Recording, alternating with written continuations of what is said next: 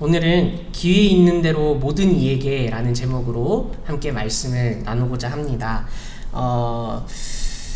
이 갈라디아서의 말씀을 보게 되면은 항상 바울은 이런 마음을 가지고 있는 듯해요.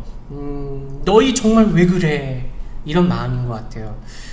너희가 정말 올바른 복음으로 잘 듣고 가르침을 받고 그랬는데 지금 너희의 모습을 보게 되면 올바른 복음이 아니라 정말 다른 복음으로 살아가고 있는 너희 정말 왜 그러니? 다시 돌아와 라는 그 마음을 가지고 1장부터 지금 6장까지 계속해서 이 갈라디아 성도들을 향해서 이야기를 하는 것을 우리가 계속해서 보았던 것 같습니다. 이 갈라디아 성도들은 죄에서부터 율법으로부터 자유함을 얻었음에도 불구하고 다시 그 죄로부터 또 율법으로부터 자기를 억압하고 구속하는 그런 삶을 살아가게 되었습니다. 그래서 오늘 바울은 오늘도 여전히 그런 삶을 살아가고 있는 성도들을 향해서 그러면 안 돼, 그러지 마, 다시 돌아와 라고 이야기하고 있는 말씀을 전하는데요. 오늘 본문 1절을 보게 되면 형제들아 사람이 만일 무슨 범죄한 일이 드러나거든 이라고 말씀이 시작되고 있습니다. 사람은요 그렇게 하고 싶지 않더라도 사람은 살아가면서 크고 작은 범죄들을 저지르면서 살아가는 것 같습니다. 저도 어렸을 때 그렇게 하고 싶지 않았는데 어렸을 때라는 그런 말도 안 되는 잘못된 무기를 가지고 그냥 배고파서 뭔가 하나 이렇게 주워 먹고, 그 학교 앞에 초등학교 앞에 보면은 100원짜리 뽑기가 있었어요. 근데 이거를 했는데 또 안 한 것처럼 또 하나 뽑고 막 그렇게 해서 그 문방구 아저씨한테 많이 혼나고, 근데 또 하고 뭐 그런, 이 어렸을 때부터 크고 작은 뭐 이런 잘못들을 하면서 살아갑니다. 그런데 사람은요 그것으로만 끝나는 게 아니라 점점 성장하면서 더 큰 범죄를 저지르고 합니다. 뭐 사람에게 폭력을 사용하기도 하고 사람에게 사기를 치는 경우도 많이 보이고요. 또 요즘은 정말 많은 이야기들을 통해서 우리가 듣고 있는 것이 사람을 정말 많이 죽이는 그런 이야기들을 우리가 많이 듣는 것 같습니다. 그런데 요즘 세상에서 많이 나타나고 있는 그런 모습인데, 자신의 잘못이 드러났을 때 그렇습니다. 제가 정말 잘못했습니다. 제가 정말 반성합니다. 다시는 이러지 않겠습니다.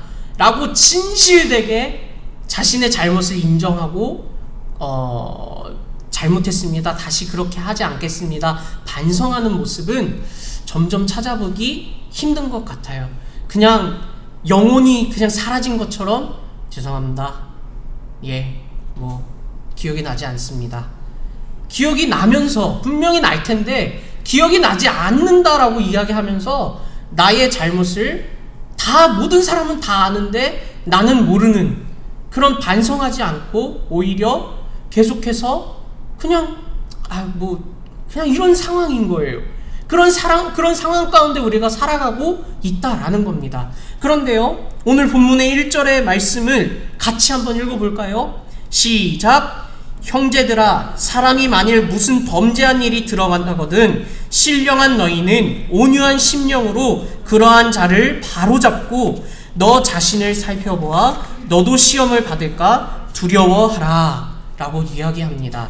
자, 이 성도에게 오늘 바울이 신령한 너희 성도에게 이야기하고 있는 게 뭐냐면, 바로 무슨 범죄한 일이 드러나거든 신령한 너희는 온유한 심령으로 그러한 자를 뭐하라고요? 바로잡아라 라고 이야기하는 거예요. 1절에서 바울은 성도들에게 신령한 너희라고 부르면서 성도들에게 이야기하고 있는데요. 신령하다라는 것은요 결국에는 성령님과 동행하는 사람들, 성령님의 일을 구하는 사람들을 의미하는 거예요. 그러니까 결국에 신령한 너희라고 이야기하는 것은 성령님의 인도하심을 따라 살아가는, 성령님의 일을 구하는 너희 성도들아 라고 이야기하는 것과 같습니다.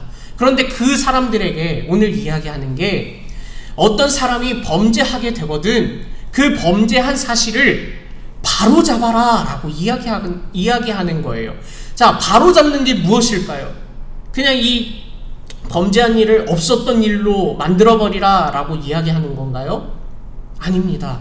범죄한 일을 바로잡기 위해서는 죄를 죄라고 이야기해야 한다라는 것입니다. 너 죄를 지었어. 너 이것이 범죄한 거야. 너 이것이 하나님 앞에서 죄를 범하는 일이야 라고 확실히 이야기해줘야 한다라는 것입니다. 죄인 줄 알면서도, 죄라고 나는 이미 알고 있음에도 말하지 않는다라는 것은 신령한 너희, 신령한 성도, 성령님을 따라 살아가는 사람으로서, 성도로서 그러면 안 된다라는 것을 말하고 있다라는 것입니다. 자, 그렇다면 우리가 왜 이렇게까지 이 죄를 지은 사람에게 다시 일으켜줘야 하나? 왜 죄를 죄라고 이야기를 해줘야 하나? 라는 것을 궁금하지 않으신가요? 궁금하셔야 합니다. 자, 궁금해야 다음 이야기로 넘어갑니다. 자, 궁금하시죠? 자, 그러면 우리 마태복음 18장을 한번 찾아보았으면 좋겠습니다. 마태복음 18장 12절에서 20절 말씀입니다. 신약성경 30면에 있고요.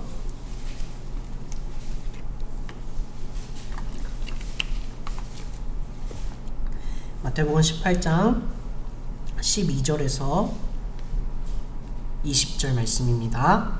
자, 한 절씩 교독하시겠습니다. 너희 생각에는 어떠하냐? 만일 어떤 사람이 양 100마리가 있는데 그 중에 하나가 길을 잃었으면 그 99마리를 산에 두고 가서 길 잃은 양을 찾지 않겠느냐?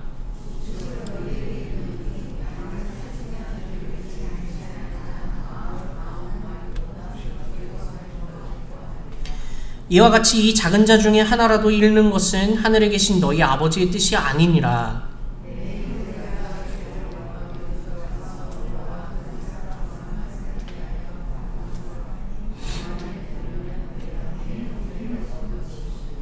만일 듣지 않거든 한두 사람을 데리고 가서 두세 증인의 입으로 말마다 확증하게 하라.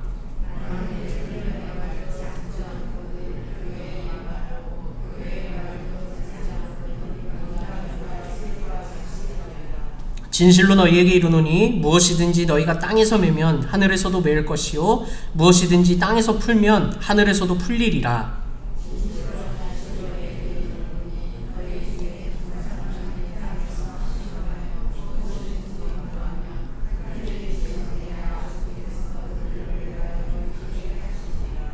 같이 읽겠습니다. 두세 사람이 내 이름으로 모인 곳에는 나도 그들 중에 있느니라. 아멘. 자, 마태복음 18장의 말씀을 우리가 함께 읽어봤는데요. 12절부터 14절까지의 내용이 있고 또 15절부터 17절까지의 내용이 이렇게 있습니다. 자, 12절부터 14절까지의 내용은 어떤 내용입니까? 자, 뭐가 잃어버렸어요? 뭐를 잃어버렸어요? 양을 잃어버렸습니다. 그런데 몇 마리의 양이었죠? 자, 100마리 중에서 한 마리를 잃어버렸어요. 그리고 이 한 마리를 찾으러 갑니까? 아니면 그냥 둡니까? 찾으러 가요. 자, 99마리가 정말 많이 있고 더 소중할 텐데 이 한 마리를 찾으러 가는 목자가 있다라는 겁니다. 그런데 이 한 마리를 찾았을 때 그 목자가 아유 진짜 너 어디 갔었어? 아유 왜 나를 힘들게 해? 아우 짜증나. 아우 화나. 이렇게 반응한다라고 할까요? 아니요. 이 한 마리를 찾는 그 목자의 마음이 아이고 어디 갔었어? 아유 널 다시 찾아서 너무나 기뻐. 아유 이런 마음이다라는 거예요. 기뻐한다라는 거예요. 그런데 이 양을 잃어버린 한 마리의 양을 찾는 게 바로 그래서 목자가 기뻐하는 것이 하나님께서 기뻐하시는 것과 같다라는 것입니다. 자, 그리고 이어서 15절부터 또 20절까지의 말씀이 이런 이야기예요. 내 형제가 죄를 범하거든 가서 너와 그 사람과만 상대하여 권고하라. 만일 들으면 내가 내 형제를 얻은 것이요, 만일 듣지 않거든 한두 사람을 데리고 가서 두세 증인의 입으로 말마다 확증하게 하라 라고 이야기합니다. 자, 양 이야기가 나왔는데 갑자기 어떤 사람의 이야기를 또 하죠. 자, 근데 이 사람을 어떻게 하냐, 어떤 사람이냐라면은 죄를 범한 사람, 교회 안에서 죄를 지은 사람이에요. 그런데 이 사람을 지금 이 마태복음의 예수님의 말씀에는 어떻게 이야기하고 있냐면, 이 사람에게 먼저 개인이 가서 권면하라 라고 이야기하고 있습니다. 자, 너의 잘못은 이건데 다시 돌아왔으면 좋겠다, 이런 식으로 권면하라 라고 하죠. 그런데 이 사람이 만약에 그 권면의 이야기를 듣지 않으면 또 어떻게 하라고 합니까? 또 한두 명을 더 데리고 가서 그 사람에게 또 권면하라 라고 이야기합니다. 그런데 또 그 권면의 말을 듣지 않으면 그때는 교회로 넘겨라 라고 이야기하죠. 교회에서 권면을 한다 라고 이야기합니다. 그런데 또 교회의 권면을 듣지 않으면 그러면 이제 어떻게 하냐? 17절에 만일 그들의 말도 듣지 않거든 교회의 말하고 교회의 말도 듣지 않거든 이방인과 세리와 같이 여기라 라고 이야기하는데요. 죄를 범한 형제가 교회의 이야기도 듣지 않으면 출교하라, 이방인과 세리와 같이 여겨라 라고 이야기하는 것은 출교하라 라고 이야기하는 것 같습니다. 자, 그러면 왜 갑자기 이 갈라디아서 이야기를 하다가 갑자기 마태복음으로 넘어와가지고 이 이야기를 하고 있는 걸까? 죄를 범한 형제가 예수님께서는 싫어서 지금 출교를 하라고 지시하라고 명령하고 계시는 걸까요? 이 죄를 범한 형제가 싫어서 권면하라고 이야기하고 있는 걸까요? 예수님은요? 아니에요. 예수님은 그를 사랑하기에 권면하라고 이야기하고 있는 것입니다. 예수님은 이 잃어버린 양을 이야기하고 이 성도가 죄를 범한 성도에게 권면하라고 이야기하는 것을 같이 묶어서 말씀하고 계세요. 그리고 이어서 이 19절과 20절의 이야기를 보게 되면은 진실로 다시 너희에게 이르노니 너희 중에 두 사람이 땅에서 합심하여 무엇이든지 구하면 하늘에 계신 내 아버지께서 그들을 위하여 이루게 하시리라. 두세 사람이 내 이름으로 모인 곳에는 나도 그들 중에 있느니라. 많이 들어보셨죠? 두세 사람이 모인 곳에서 기도하면 하나님이, 예수님이 함께 하셔서 그 기도를 들어주신다라는 이야기 정말 많이 들었습니다. 그런데 이 맥락에서 이 오늘 잃어버린 양과 이 범죄한 성도의 형제에게 권면하라라는 그 얘기를 함께 묶어서 이 두세 사람이 모인 곳에 나도 그들과 함께 있겠다라고 하는 그 말의 의미는요, 모든 것을 다 들어주겠다라는 의미가 아니라 오늘 그 두세 사람이 모인 곳에서 어떤 구함을 요청하고 계시냐면은 성도가, 죄를 범한 성도가 권면을 통해서 다시 돌아오기를 원하는 그 사랑의 마음을 가져라 라고 예수님께서 가르치고 계신다라는 겁니다. 그냥 두세 사람이 모인 곳에서 내가 너희와 함께 하니까 돈을 구하든지 명예를 구하든지 건강을 구하든지 다 들어주겠다, 물론 구하라 라는 것이겠죠. 하지만 이 맥락 안에서 예수님께서 하시는 말씀은요, 무엇을 구하라 라고 하시냐면 이 범죄한 성도가, 범죄한 형제가 다시 돌아올 수 있게끔 사랑의 마음으로 권면하라 라고 이야기하는 것이라고요. 예수님께서는요, 이 잃어버린 양의 그 비유를 통해서, 이 죄를 범한 형제의 그 모습을 통해서 사랑의 마음을 가져라 라고 이야기하는 거예요.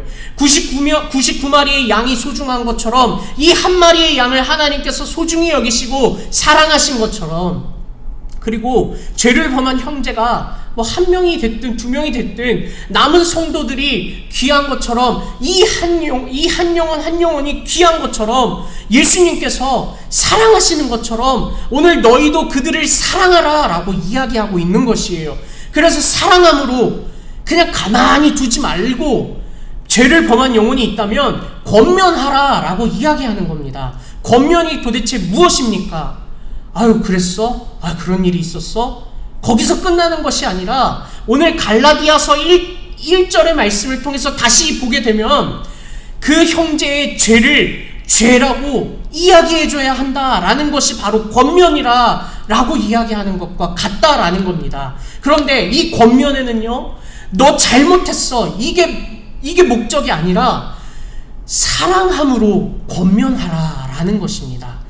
이 권면 안에는요, 이 잃어버린 양을 되찾아오는 일에는요, 사랑이 없으면요 아무것도 효과가 나타나지 않는다라는 것입니다. 이 사랑이 없으면 잃어버린 양을 되찾아온들, 이 형제가 죄를 범하였을 때 권면하여서 돌아온들, 사랑이 없으면 아무것도 되지 않는다라고 이야기하고 있다라는 겁니다. 자, 은사가 많이 있어요. 찬양을 잘하는 사람도 있고, 목사님들 중에서는 설교를 잘하시는 목사님들도 분명히 있을 거예요. 많은 은사들이 있습니다. 그러나 그 안에 무엇이 없으면요, 사랑이 없으면 그냥 울리는 꽹과리와 같다라고 이야기했어요. 사랑이 있어야 한다라고 예수님은 분명히 이야기하고 있습니다. 그런 그 사랑이 우리에게 있습니까?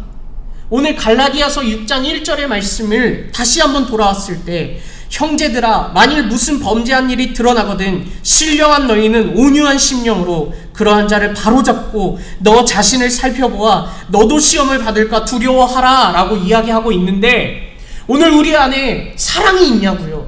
오늘 우리 안에 그 형제를 다시 바로잡을 수 있는 그런 사랑의 마음으로 권면할 그런 마음이 있냐라는 겁니다. 나만 잘하면 되지, 나만 죄 짓지 않고 살아가면 되지 라는 마음밖에 없지 않습니까? 저부터가 그래요. 나부터가 그냥 하나님 안에서 죄 짓고 살아가지 않으면 되지, 저 성도가 죄를 짓고 살아가는 게 뻔히 보이는데 그냥 두고 살아간다라는 겁니다. 오늘 우리 안에 우리 성도들 가운데, 우리의 믿음 가운데 죄를 죄라고 이야기해 줄 수 있는 그런 사랑의 마음이 필요하다라는 것을 기억하셨으면 좋겠습니다.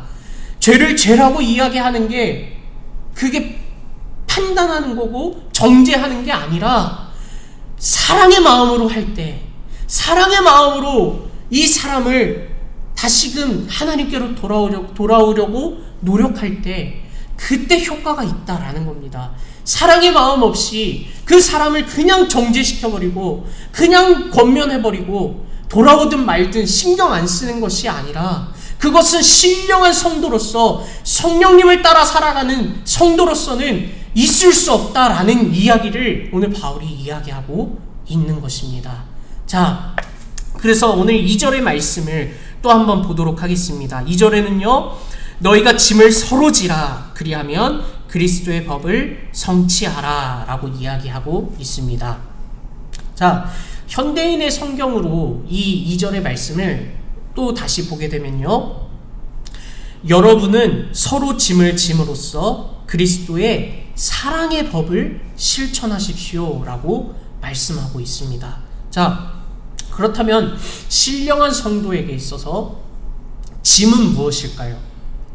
짐은 1절에서 말하는 이 범죄한 성도, 범죄한 영혼을, 범죄한 형제를 다시 바로 잡아주는 짐이 있고요, 또 더 나아가서 이 1절의 말씀에 근거하여 보면 나도 그 범죄하지 않도록 나도 잘 조심하고 나도 잘 하나님 안에서 살아가야 한다라는 짐이 있다라는 겁니다.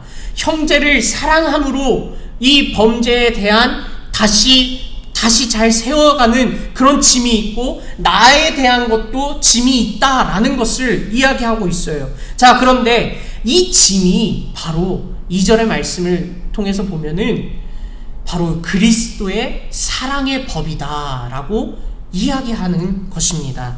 자, 그래서 5절 말씀에요, 각각 자기의 짐을 져야 한다라고 말하고 있는 거예요. 자, 나의 짐이 있어요. 또 나에게는 이 형제를 사랑함으로 바로 세워야 하는 짐이 있습니다. 그런데 나에게만 이런 짐이 있는 것이 아니라 한 분 분에게 다 짐이 있다라는 거예요. 모두가 다 짐을 지고 살아가고 있다라는 겁니다. 나만 짐을 지고 살아가는 것이 아니라 우리 모두가 한 교회 안에서 살아간다면, 믿음 다하여 나아간다면 우리 모두가 한 짐을 가지고 함께 나아가야 한다라는 것을 말씀하고 계시는 거예요. 그래서 우리 교회 안에 어떠한 이 죄를 범하는 영혼, 또 때로는 믿음 다하여 살아가지 못하여 이 방황하고 한 걸음 한 걸음 나아가지 못하는 영혼이 있다면 우리는 그들의 그 짐까지 함께 지어야 한다라는 것을 말씀하고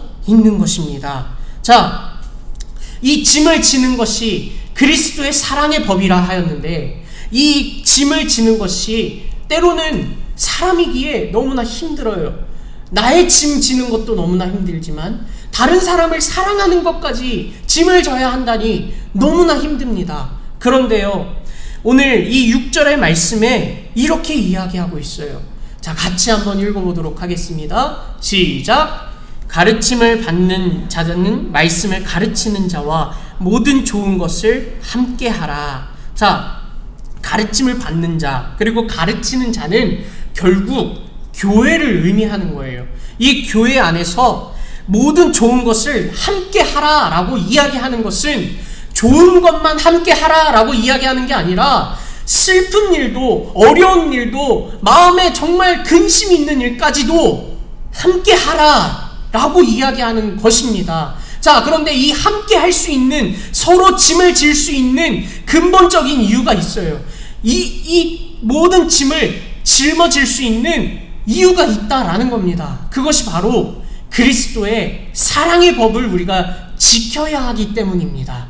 우리 안에 사랑이 없다면 이 짐을 짊어갈 필요도 없겠죠. 그런데 우리 안에 사랑이 있기 때문에 우리는 오늘 그 짐을 짊어갈 그리스도의 법을 따라가야 할 의무가 있는 신령한 성도라는 것입니다. 자, 그렇다면 오늘 우리에게 그 사랑을 누가 주셨을까요? 내가 어떻게 사랑을 어디서 찾아와가지고 이게 사랑이야 해서 사랑하십니까? 아니요. 오늘 우리에게 사랑을 허락하신 분이 있는데 바로 그분이 하나님이시다라는 것입니다. 하나님께서 우리 어렸을 때 정말 많이 외웠는데 요한복음 3장 16절에 보면은 하나님이 세상을 이처럼 뭐 하셨다라고 했죠? 사랑하셨다라고 했어요. 그런데 하나님이 이처럼 세상을 사랑하셔서 무엇을 주셨습니까? 독생자를 주셨어요. 자, 그런데 누구에게 주셨다라는 겁니까? 오늘 우리에게 주셨다라는 거예요. 독생자를 주셨다라는 것은 결국 우리를 사랑하심으로 우리에게 사랑을 베푸셨다라고 이야기하는 것인데, 오늘 우리 안에 사랑이 없습니까? 오늘 우리에게 사랑이 없습니까? 그러면 예수님이 없다라는 거예요. 오늘 우리 안에 사랑이 있어야 예수님이 있는 것입니다. 예수님이 우리의 사랑의 결과물이기 때문에, 하나님께서 우리를 사랑하셨기 때문에 우리에게 예수님을 보내주셨고, 우리가 그 예수님을 믿음으로 구원받고 하나님의 자녀가 되었는데, 그런 하나님의 자녀로서 오늘 우리에게 사랑이 없습니까? 그러면 우리의 믿음을, 우리의 구원받음을, 예수님 믿는 그 믿음을 다시 한번 점검해 보셨으면 좋겠습니다. 예수님 믿는다면요, 우리에게 사랑이 있어야 합니다. 어떤 사랑이냐 하면은 하나님이 우리에게 주셨던 그 사랑이 오늘 우리에게 있어야 하고요, 오늘 우리 그 받은 그 사랑을요 주변 사람들에게, 성도들에게, 한 영혼들에게 오늘 우리도 전해주어야 할 줄 알아야 한다라는 것입니다. 그래서 오늘 1절 말씀에 범죄한 영혼이 있다라고 한다면 그 영혼을 다시금 바로 서게 하라, 다시금 돌아올 수 있게 하라라고 한다는 것이 바로 우리에게 사랑이 있어야 할 수 있다라는 것입니다. 오늘 마태복음의 그 본문은 아니지만 그 말씀을 통해서 예수님께서 전하고 있는 그 말씀이 결국에는 사랑하라, 사랑으로 돌이켜라, 사랑으로 일으켜라, 사랑으로 그 사랑을 권면하라 라고 이야기한다라는 것입니다. 오늘 우리 북성실교회 가운데 사랑이 있습니까? 오늘 우리 북성실교회 가운데 사랑이 있냐고요? 예수님이 계시냐고요? 오늘 우리 삶 가운데 사랑이 넘쳐서 예수님처럼 그 사랑을 실천하고 계십니까? 오랜만에 돌아와서 일주일 만에 돌아와서 너무 계속 뭐라 하는 것 같은데, 사랑이 있어야 한다라는 것입니다. 왜냐하면 예수님께서 그 그리스도의 사랑의 법을 지켜야 하는 우리를 신령한 성도로 세워주셨기 때문입니다. 자, 7절에서는요, 사람이 무엇으로 심든지 그대로 거두리라 라고 이야기합니다. 그리고 또 8절에서도 자기 육체를 위하여 심는 자는 육체로부터 썩어질 것을 거두고 성령을 위하여 심는 자는 성령으로부터 영생을 거두리라 라고 이야기하고 있습니다. 자, 우리가 심는 것이 있어요. 우리 5장에서 육체의 욕심을 또 성령의 그 마음을 함께 나누었었습니다. 그러면서 제가 지지난주 수요일날 그 이야기를 나누고 집에 가다가 제가 그때 닭다리 이야기했던 거 기억나시죠? 갑자기 닭다리가 생각이 나서 집에 가는 길에 치킨을 시켰어요. 근데 제가 집에 돌아가는 길에 집에 도착해서 생각난 게 교회에다 이거를 놓고 온 거예요. 그래가지고 다시 교회로 왔어요. 집에 주차하자마자 이게 생각이 나서 치킨을 시켰는데 다시 왔어요. 근데 분명히 치킨은 1시간 후에 온다고 연락이 왔는데 이 동부간선도로 타고 있는데 갑자기 치킨이 왔다고 연락이 온 거예요. 그래서 저도 모르게 막 밟았어요. 내 치킨 막 이러면서 막 밟았어요. 그러면서 그때 드는 생각이, 야, 내가 1시간도 안 되기 전에 성령의 생각을, 성령의 열심을 꼭 지켜야 한다라고 이야기하면서 과속하지 맙시다 이야기했는데, 야, 내가 치킨 하나 때문에 이렇게 과속을 하는구나. 와, 말도 안 돼 하면서, 그래, 치킨 식어도 맛있겠지 하면서 천천히 갔는데, 오늘 이 6절, 7절의 말씀을 보니까요, 7절, 8절의 말씀을 보니까요, 사람이 무엇을 심든지 그대로 거둔다라고 이야기하고 있고, 사람이 심는 것은 자기 육체의 욕심을 심기도 하고 성령의 그 일을 성령으로 심기도 한다라고 이야기하고 있다라는 겁니다. 그렇다면 오늘 신령한 성도, 바로 우리 성도님들은 무엇을 심으셔야 할까요? 육체의 욕심을 심으셔야겠습니까? 아니요. 성령의 그 생각, 성령의 열매를 심어야 한다라는 것입니다. 그런데요, 오늘 말씀을 통해서 그 성령으로 심어야 하는 것이 바로 무엇이냐라면은 바로 사랑을 심어야 한다라고 이야기하는 겁니다. 우리 안에 사랑을 심어야 한다라는 거예요. 육체의 욕심을 심는 것보다 사랑을 먼저 심어야 한다라는 겁니다. 그리고 그 사랑이 심어질 때 이 사랑이 열매를 맺어간다라는 거예요. 그리고 그 열매를 맺은 사랑이 또 사랑으로 계속해서 나타날 거라라는 겁니다. 그게 바로 뭐냐? 그리스도의 사랑의 법이 신령한 성도로부터 시작해서 계속해서 사랑이 확장된다라는 겁니다. 자, 그런데 계속해서 말씀드린 것이 오늘 이 사랑이 시작된 곳이 있다라는 건데, 그것이 바로 하나님으로부터 시작된 사랑이다라는 것을 이야기하는 겁니다. 자, 하나님으로부터 시작된 그 사랑이 오늘 우리에게 왔고, 오늘 우리도 사랑을 나누고 사랑을 실천해야 합니다. 그런데 어떻게 실천하시겠습니까? 어떻게 사랑을 베푸시겠습니까? 이 교회 안에서 사랑을 실천하겠습니다라고 이야기하면서 뭔가 내 마음에 들지 않는 것이 있다 한다면 그것은 찌찌찌 하면서 막 째려보면서 막 뭐라 하면서 사랑하는 척 하시겠습니까? 아니면 이 잘못한 것을 바로 세우게 하는 그런 마음으로 사랑으로 권면하시겠습니까? 그런데 이 사랑으로 권면하는 것은요, 상대방만을 권면하는 것이 아니라 오늘 나도 권면해야 한다. 내가 나를 권면해야 한다라는 것입니다. 대천아, 너 지금 이 사랑으로 마음껏 사랑하고 있니? 성도님들을 사랑하고 있니? 가정을 사랑하고 있니? 예수님을 모르는 사람들을 사랑하고 있니? 무엇보다도 너를 사랑하고 있니? 라고 권면하고 점검하고 계속해서 이야기해야 한다라는 것이죠. 우리에게 그런 사랑이 계속해서 퍼져나가야 한다라는 것입니다. 그런데요, 이 사랑이 퍼짐이 어떻게 해야 되냐면 우리 10절 말씀을 같이 한번 읽어보도록 하겠습니다. 10절 시작. 그러므로 우리는 기회 있는 대로 모든 이에게 착한 일을 하되 더욱 믿음의 가정들에게 할지니라. 자, 우리는 기회 있는 대로 사랑을 전해야 합니다. 우리는 기회 있는 대로 모든 이에게, 오늘 여기서는 착한 일을 하되 라고 이야기하고 있지만 그 착한 일이 결국 오늘 말씀에 근거하여 볼 때 사랑을 전하는 일인 줄 믿습니다. 그런데 왜 더욱 믿음의 가정들에게 할지니라 라고 이야기하고 있을까요?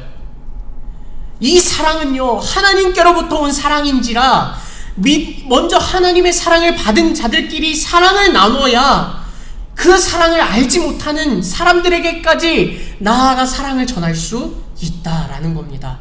우리가 서로 사랑하지 못하는데 어떻게 사랑을 알지 못하는 사람에게 사랑을 전할 수 있겠습니까?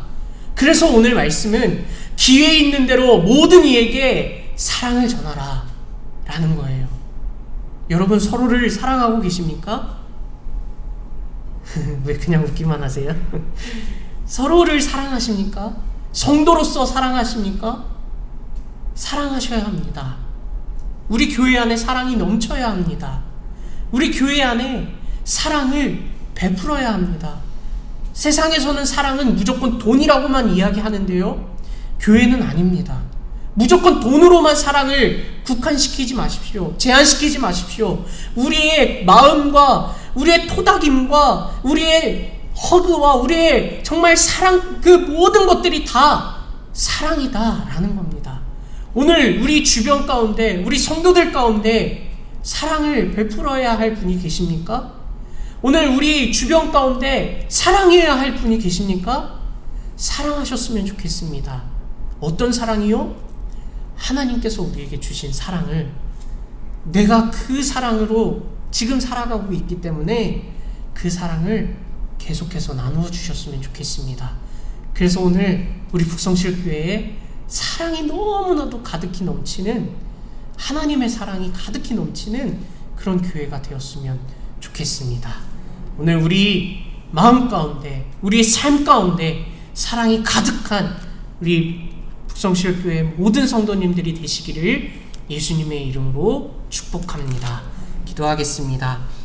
우리 특히 이번 시간, 우리 지금 말씀을 기억하면서 함께 기도하였으면 좋겠습니다. 하나님, 성도를 사랑하겠습니다. 하나님, 교회를 사랑하겠습니다. 하나님, 우리가 먼저 기회 있는 대로 모든 이에게 사랑을 전하겠습니다. 사랑하지 않았습니다. 하나님, 우리가 서로 사랑하겠습니다. 무엇보다도 하나님을 사랑하겠습니다. 이 시간 함께 고백하며 사랑을 전하겠습니다. 고백하며 나아가는 우리 귀한 시간이 되었으면 좋겠습니다. 우리 함께 기도하며 나아가시겠습니다. 사랑이 많으신 하나님, 정말 그렇습니다. 우리가 서로 사랑하지 못하였습니다. 우리가 서로 아버지 하나님 정말 나만을 사랑하고 아버지 하나님 다른 사람을 위해서 사랑하지 못하고 하나님 그렇게 살아갔습니다. 아버지 하나님, 이제는 오늘 말씀을 통해서 그리스도의 사랑의 법을 우리가 실천하며 나아가기를 원합니다. 하나님, 우리에게 사랑의 마음을 다시 한번 주셔서 아버지 하나님 정말 내 마음 가운데 내가 보기에 미운 사람이 있을지라도 그 사람을 예수님께서 사랑하신 것처럼 잃어버린 양을 되찾으시고 아버지 하나님 그 사랑으로 그 사람을 권면하는 것처럼 우리도 하나님 그 사랑을 실천할 수 있도록 그 아버지 하나님 우리에게 아버지 하나님 정말 힘들어하고 아버지 하나님 미움을 다 아버지 하나님 우리에게 주는 그 사람이 있을지라도 사랑을 전하는 그런 예수님의 마음을 우리에게 허락하여 주시옵소서. 아버지 하나님, 우리에게 사랑을 더하여 주셔서 아버지 하나님 우리 교회 안에 사랑이 가득히 넘치기를 원합니다. 하나님, 그러므로 이 사랑을 통하여서